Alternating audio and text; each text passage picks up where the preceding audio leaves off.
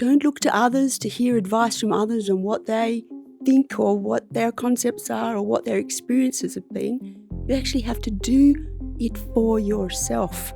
Can you find a reference point that defines you, Hellmut? Can you find a boundary? When you call out internally, Hellmut, where are you? Does anybody answer? What comes back? It's all one. It's all one. Are you ready to question what you believe you know? Dear friend of philosophy, I welcome you to the Key Philosophy Quest. I'm the Doctor of Philosophy, Hellmut Monz, and I invite you to join me on the quest of asking the key questions of philosophy. In this episode of the Key Philosophy Quest, I have philosophical questions for Tanya Aletheia.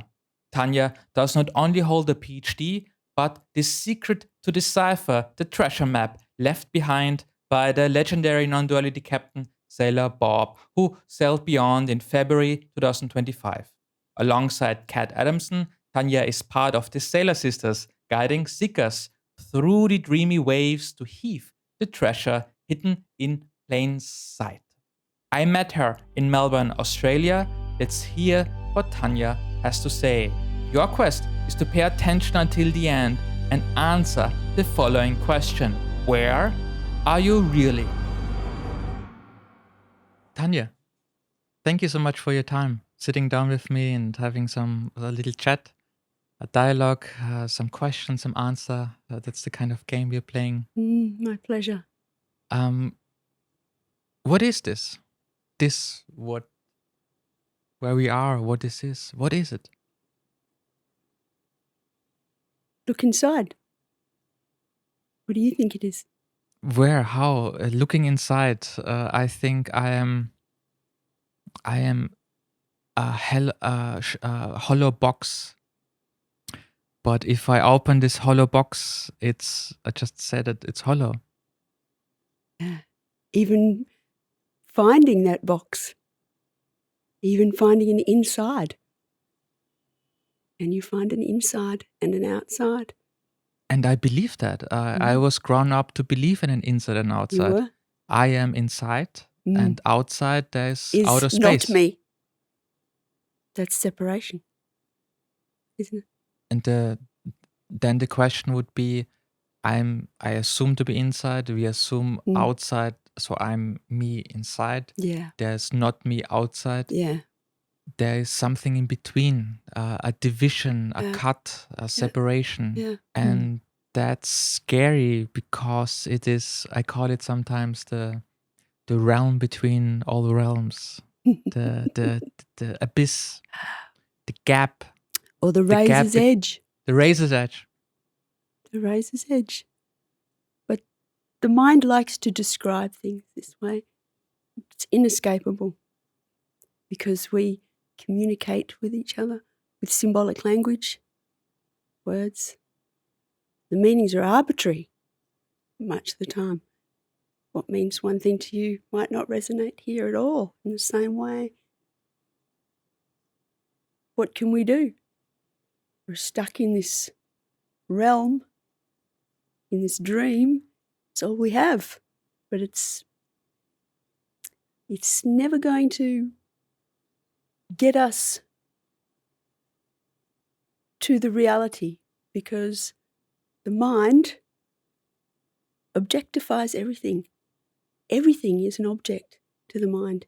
Thing is a thing. And what we are is no thing. We are prior to conceptual thinking. You can't figure it out with the mind. All of those beautiful ancient concepts and flowery expressions of this and that and inviting you to fantasize about, wonderful experiences and bliss and everything else. Well, this is it. This is it. This is it. And nobody seeming anybody. It has to be taught anything. It's intrinsic. It's natural. It's actually the most natural thing there could possibly be, is to just be. Well, it's mind-blowing. Just be. Just be. It's mind-blowing. Nothing to do. Nothing to change. Nowhere to go. You're not in charge of the ride. There's no driver of this bus. No passengers on the bus. It's just all happening.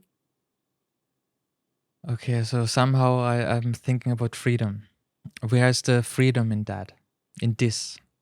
Where is the freedom? It's the ultimate freedom. Ultimate freedom. The ultimate freedom. The ultimate freedom from the false belief of doing.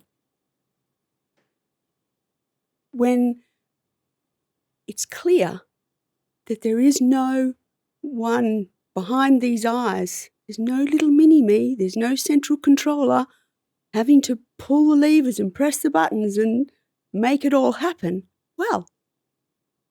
Well then, did I ever do anything wrong? Did I ever do anything right? Did I ever do anything?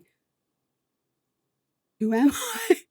Of course not, because there's no one there to do it. And as I was saying, it's so, from the conceptual age around about 2, there's the concept, the key concept of being a me, separate from other. It's where it all begins. Let's wait a little bit there with this idea of separation there. So this is, when we talk about separation in this context, that's the division. That is, there's me and there's not me. The inside and the outside. There is me and but the separation, it always hurts. If I heard that separation is always cuts in there, because the bitterness is here. That I am a part. I'm a fractured, broken part away from everything else. So with this me and not me, with the cut in between, there's pain that comes with that. Yeah, and it's just a thought, and another thought, and a thought on top. And if you put focus on it, and attention, and belief in that thought, well, then another thought will come. So you're giving it your attention, your energy. That thought comes about the pain of separation. It's just another thought. It's not real. Well, you don't give it any energy or belief. It's not going to hang around, is it? It's just going to naturally dissipate on its own. So it's what you were hinting at, that this separation is a belief, that so there's a belief that I am within, and therefore, the belief is also that I'm separate from everything else, and there's not me and that what divides or keeps me apart from everything else. That those two are beliefs, and that is actually not real. That's not true. Correct. With non-duality, and that's what we call it. It means exactly that. Non-duality. Not two.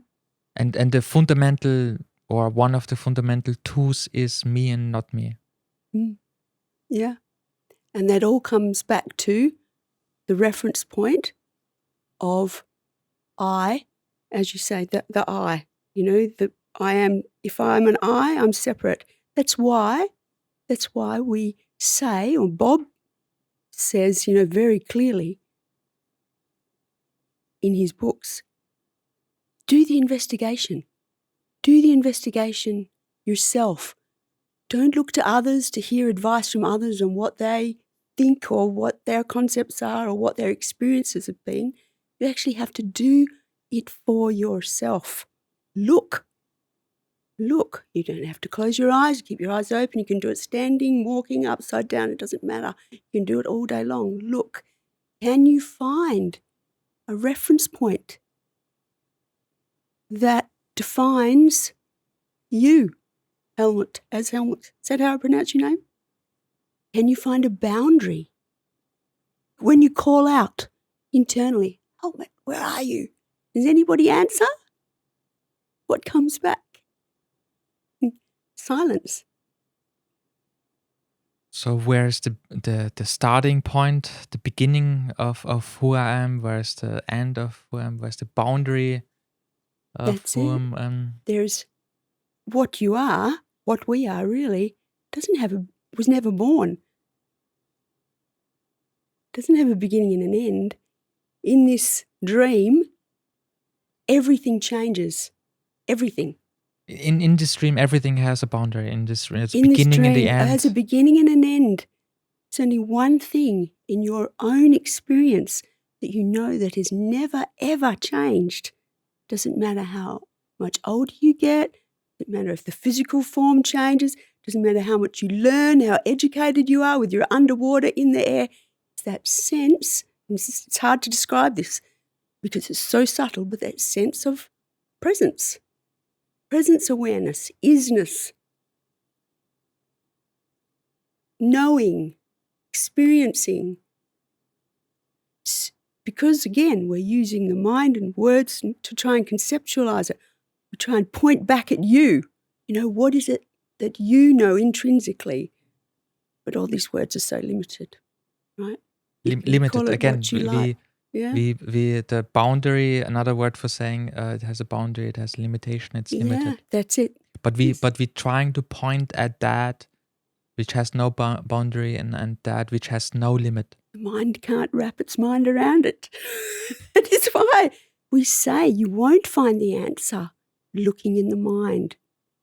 It just leads more and more into more complex mazes and labyrinths and the building of concept upon concept. And lots of so-called seekers, that's what's happening for a lot of so-called seekers, is that they're grasping at concepts to try and understand. If I just get one more concept, then I'll be there. I just need to understand what he's saying over there, and then I'll surely have it. It's not about that. It's actually about letting all of the things that you thought you knew, all the beliefs you had, all the knowledge you felt, you'd absorb, just dropping it all, unlearning, dropping, acknowledging there is no individual there. That's how I was raised. I go to education, I go to school, and it's always about getting more. About collecting, gathering. I get points. I read, I memorize, I add, I stuff things into my mind. That's how I learn or get succeed. Me trying to get for promotion, all of those things is about more and more and more and stacking things up on top of that. So, and the question would be, is that what we're collecting? Maybe is a collection of things that are just beliefs, assumptions, something we'd like to be true or we believe to be true, and it's just what we believe to be true. And maybe it is the reality is that which is already true and doesn't need to become true or cannot made to be true. And to get to that, maybe it's not a path of more and more and more, but it's maybe a path of letting go of all the weird stuff we stuffed ourselves with. Yeah, exactly. And the beauty of the whole thing is that as we sit here talking about this now, we talk about what needs to be done, the dropping away. Well, who is there to do it? This conversation is occurring between two seeming individuals, neither of whom can find where they are, right? It's just happening. It's just a show. It's incredible. It's well incredible. done. It's well done. It's amazing, well amazing. Are able to imagine, imagine ourselves into this state of, hallucination. Yeah, unbelievable. Unbelievably believable. Yeah, but it's just happening. That lovely word grace. Everything happens with grace. And it's not in a religious sort of sense, but just because it's just happening. There's no point. It doesn't have to. Why? If life is a dance, the intention is not to get to the end or to win, to get from A to B. It's to have the experience. Then what is the meaning of being? Who wants to know? The mind the mind that doesn't exist. Thought comes up. Where is it? Where's the thought? Just maybe find it for me. It's like a vibration, maybe we'll describe it as a vibration in space. A question comes up, the why question. Who wants to know? That's the answer. I'll tell you why when you find me who wants to know. Who wants to know and who asked the question? That's it.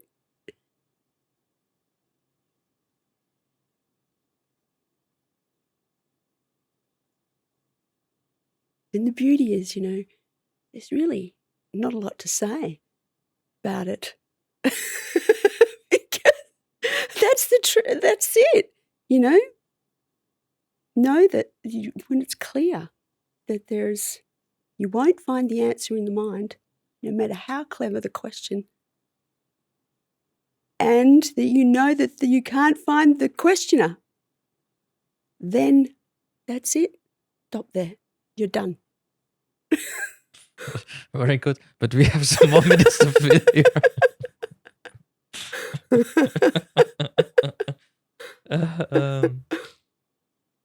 Okay, I have a good one. Things, we just talked a little bit about the things. I want to talk more about things. What is the true nature of everything and nothing? It's all that. No distinction. Everything and nothing. I think I know what you're referring to. There's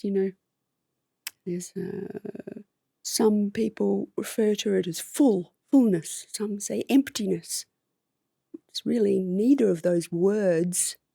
They're just labels used for describing something we can't even put our finger on. Right? All there is a knowing. A knowing. And that's it. That's as close as I can get. Right?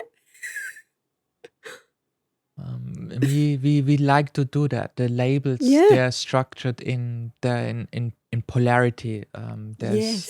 There's black and white, positive, negative, true and false, is and is not. Yeah.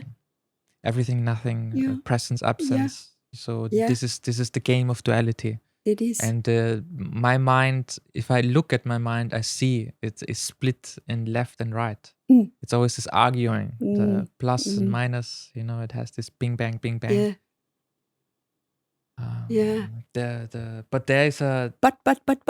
Yes. But yeah.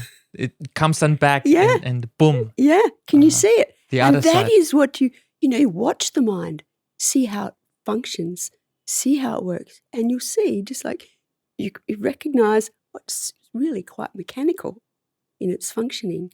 Where's the mind? Find it and bring it to me. Yeah, that is exactly right.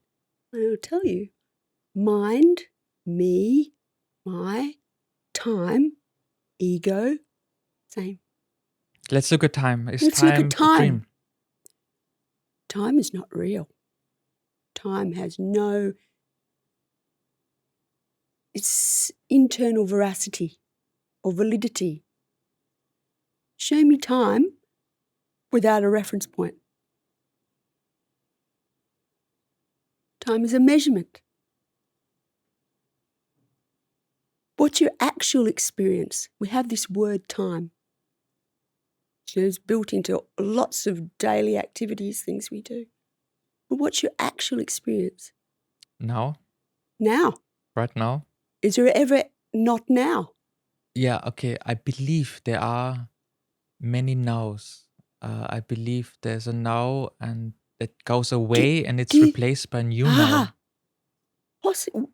Okay. What if it's just a spontaneous, just a singularity now?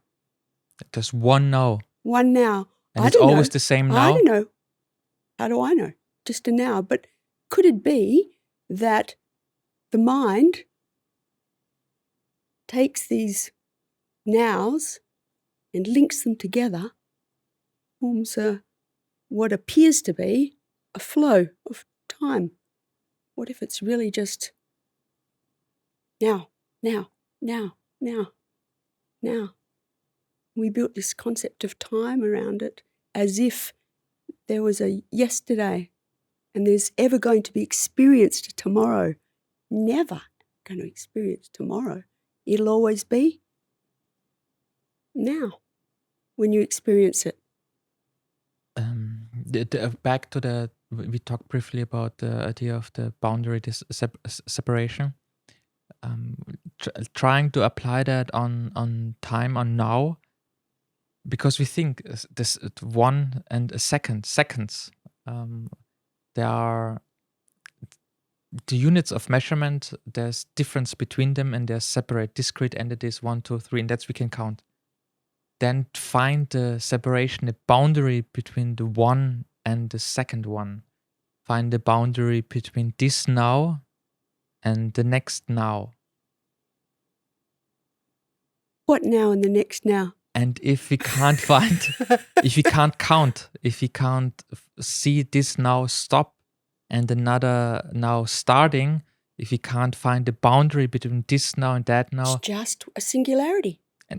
And that should disprove time, because time would need to have a passing, the counting of these things that pass away. Well, again, it's time is a measure. It's relative, right? Time measures from one point to another point. It's a measurement. It's not something real in itself. Nothing in this dream has got any reality base to it. Nothing. If it comes and goes, it changes, has a beginning and an end, right? Like the time that measures the span of your human life. Birth date, from birth death date. to death date. You can't be that. Right? Can't possibly be that. What we are is the experiencing of all of this in the dream. We're not an object. You're not the experienced. You're not the experiencer. But what's happening, the experiencing, the ing, the nowing. And you know that because the one thing that doesn't ever change in the dream and has been the same since you were a child is that sense, that feeling, that knowing of being present. Of being. That's it. We may call it this is the one thing, but it's not a thing. Correct. It's not a thing. Because the things come, as you said, these are boundary, beginning and end. The things always need measurement. The things are measured. Yes. But that which never changes. Which never changes. Which has no birth, no death, no beginning, no end point. It's we like to say it's stable, same. It's always stable. It's always the same. It's always silent, and it's subtle. And it's just, we like to describe it, this thing, which isn't a thing, sitting in the background. But it's not even sitting in the background. It's everything. It is the fabric in which everything is occurring. It's occurring in this awareness. But it's so subtle. Yeah, so then all the moves, the quick moves of the mind, this is always brushing over, running past. Overlaying, distorting, concealing, obscuring. And there are wonderful ways of describing it. And just like we have to qualify the word thing in our limited language, you have to qualify all these descriptive words with seeming, because it seems to be so. So the things, the the dreams, so the things that we find, they need to be, if we are a series, we need to qualify them to apparently exist, to seem Yeah. time and so on. Yeah.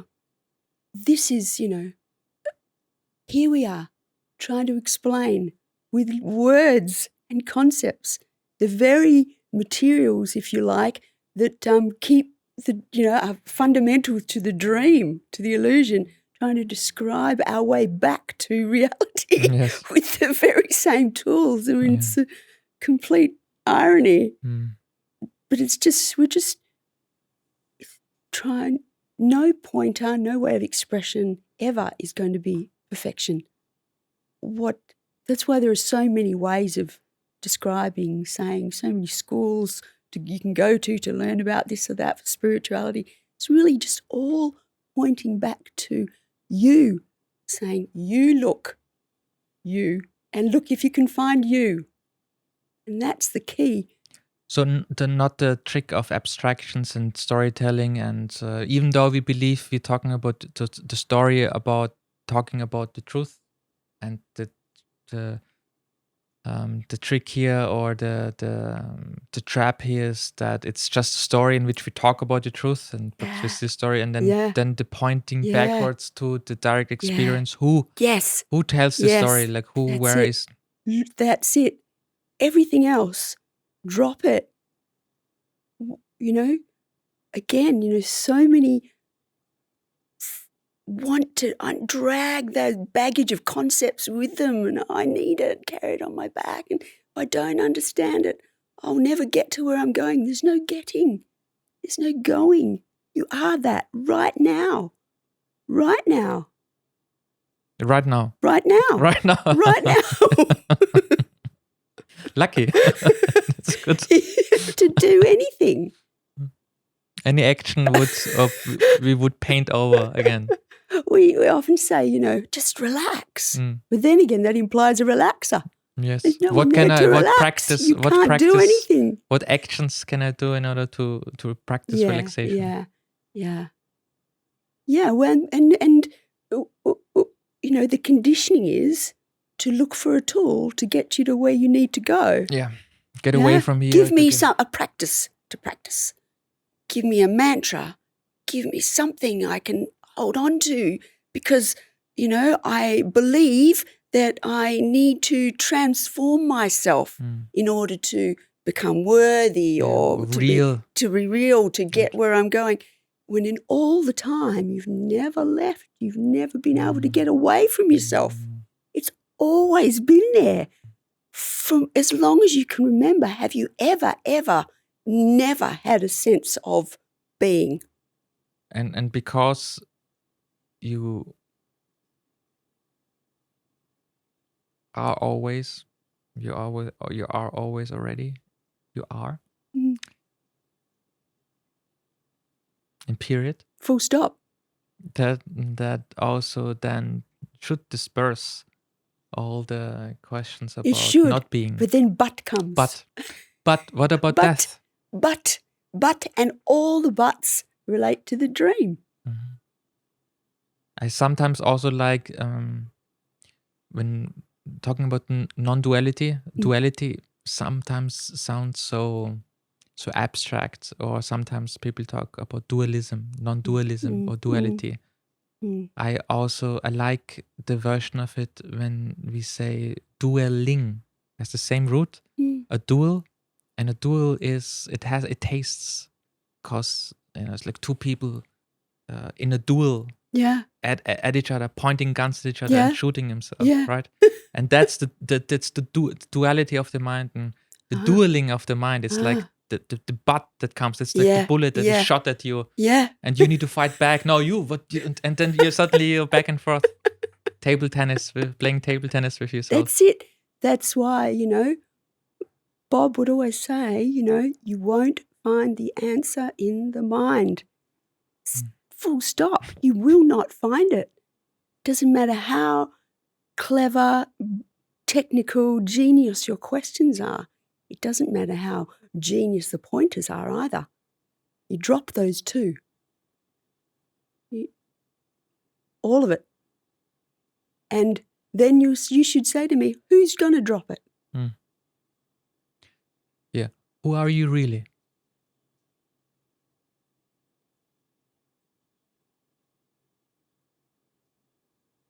Silence. How can you describe it? But you know it. You're knowing it. Every moment you're knowing it. So there's something intimate about being. It's so close.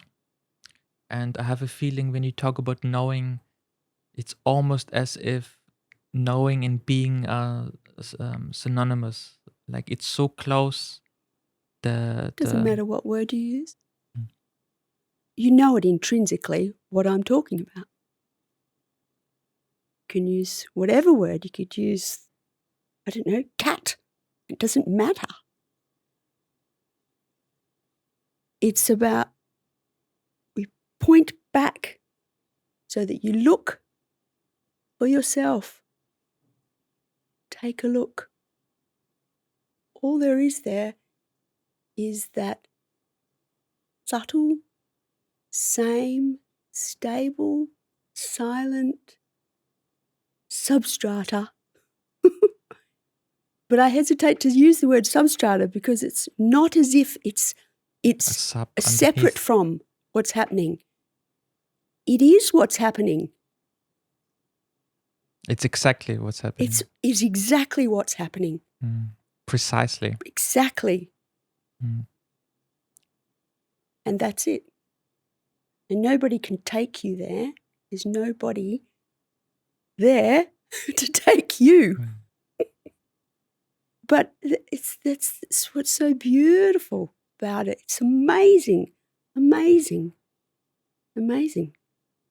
There's an ancient Greek, and I think also in modern Greek, the word for truth is aletheia, which literally is the literal translation is so nice because it's a negation. It's a negates and then lethe, and it's literally the unhidden. The truth is that which does not hide. It does not take part in the game of hide and seek. It does not put stuff on itself for you to reveal it. It cannot show up. It cannot appear. And you cannot find it because you can only find what hides. But we're talking here about that which does not hide. Yeah, that's it. It's never been hidden. Never been hidden. And it can't be. It can't be hidden. Can't be hidden. Not really. You can't get. Yes, that's right. All this, the words used before to describe the dream. You know, it's seeming. It's apparent. Yeah, appearance, phenomena. Yeah, it's what phenomena. the fantasy. Yeah, and fantasy. also faust, light. Yeah. It's the wheel. Sometimes people talk about the wheel of illusion as veil. If it's veiled. Yep. And Bob used to say, you know, like skywriting in the sky. You know, like smoke in the sky. Yeah, we think that when clouds come, the sky disappears. Right? It's always that which is always here, that which does not hide. In Greek, it has the same root. You can also say the unhidden, but you also can say the unforgettable. You cannot forget it. No. You can't. Let's I forget. forgot it. How do you? Okay, let's unpack that a little bit. How do you know you forgot it? Because that awareness was constantly there. Always there. And maybe that speaks to what you said. You cannot get to know it. You will not be able to learn. This is not new. This is not new information. This is not something. I never thought about that. No. This is not news. You've always known it. You're always knowing it. Yeah. Sometimes folks will say, I don't get it. I don't understand. I don't see what you see. I don't, and Bob would say, okay, try and not be. That's a good one. Try and not be. Do it. Show me not being. It takes some intense hallucination and you will not be able to do it. Even then, how could you hallucinate without being? This is very good. How can you not be? Well, I am not, but you still am. You Correct. To be able to even be able to ask the question. I am hallucinating not being here. Well, you just, look what you just. Yeah. Try not being. And it takes you right back to the knowing. Clear. Quick. Try not being. Be earnest about it. Yeah, the philosopher Parmenides talked about different paths, and he talked about one path, the path of non-being, and he said something. Yeah, it's a path no news comes back. There's no non-being. There's no non-existence. Like people think that, but forget it. Can't even think. No. Of non-being. That's no. But you can't even imagine it. But the belief of non-being is a very big, dark belief that structures in the dream a lot of stuff. The fear of non-existing, of annihilation, of death, of not surviving. Yeah, is a big that has us in the imaginary claws crawled in. Well, to those folks, I say you die every night when you go to sleep. The little you, the little, the name that you believe you are, if you believe you are a little, individual entity, every night you go to sleep, that entity goes. The other thing that goes with it is time. In those, when in that deep sleep, there's no sense of little me or time. You die. You die to that little self dies. I remember that in the past this was a very confusing. So, where are you? Where are you when you go to sleep? And I would usually say like I do not exist. Yeah. I stop existing. Yeah. When I go to sleep because I'm unconscious, and because I'm unconscious I don't exist. Yeah. But you're still there, right? You're still laying there. You lay there in your bed. So what? It's because in the dream, the mind, which doesn't exist, only works in the realm of time. Opposites can't return any information to you. It's got nothing to add. Doesn't work in that way. So it appears as if there was nothing. No time, no me. But you can't say you didn't exist. Nothing is a great trick. Nothing. Non-existence. It's a great trick. For a lot of people, I hear a lot of people when they come to non-duality and they, get a sense of, that sense of relief. They often, about not being the doer, not being responsible for anything, not being able to find the doer. A lot of people say, well, I'm not scared of death anymore. So I'm grow up in Central Europe. So when you talk about death, you see this the black cloak and you don't see the face, right?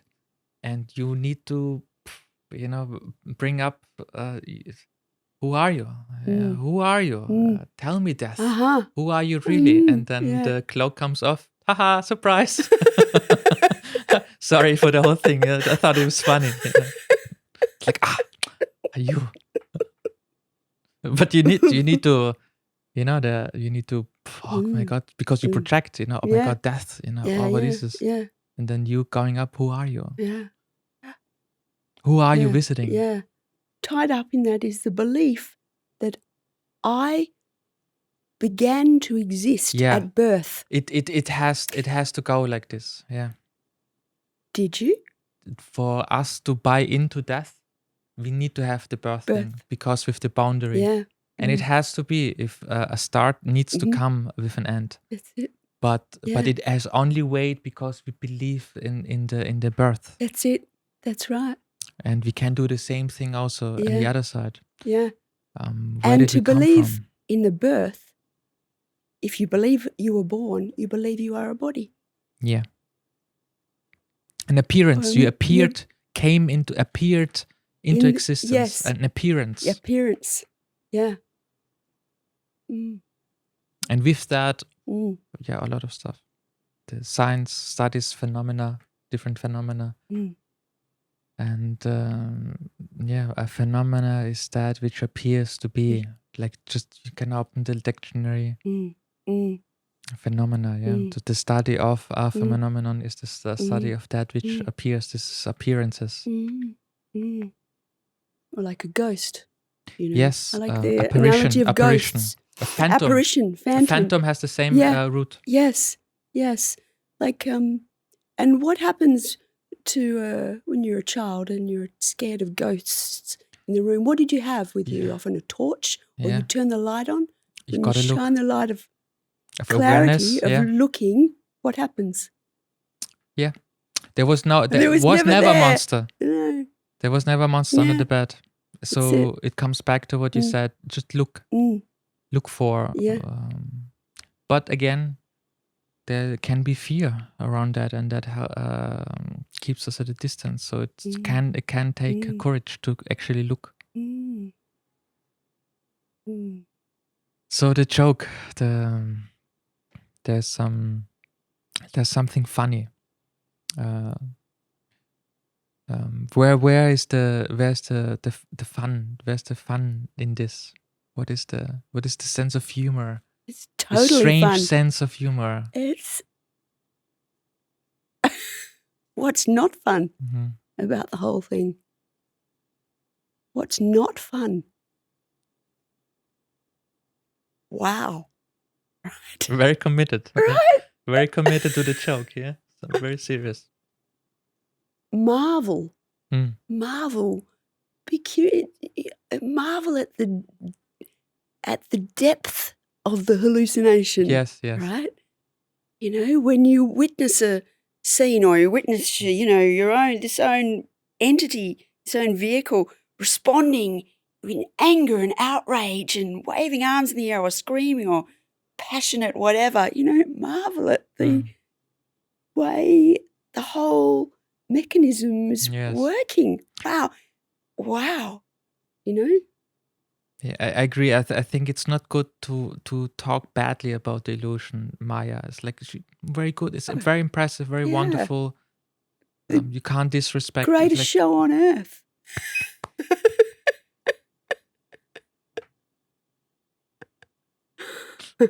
Yeah, and very impressive. Elegant. Oh, so incredible. Elegant. The work is so fine. Such fine so work. So subtle. What an artist. The wheel is so thin. Like it's made of nothing. How can you make it of nothing? Wow. Incredible. Wow. Some craftiness. Wow. Yes. Yes. And all respect to every seeming player. Yes. Very committed. In the act, in the realm, in the play, in the circus, in the dream. Yeah. And the deeper they are in it. Yes. Very committed. More respect, right? Yes. It's all one. Yeah. It's all one. We are that. Okay, I think that's a good point to land on. You good? Thank you. Tanya, thank you so much for your time. Thank you. Sitting down here, having a chat. Lovely. Had so much fun. Thank you. Thank you. Yeah. Dear friend of philosophy, thank you for joining the Key Philosophy Quest. So tell me, where are you really? Write your answer into the comments below.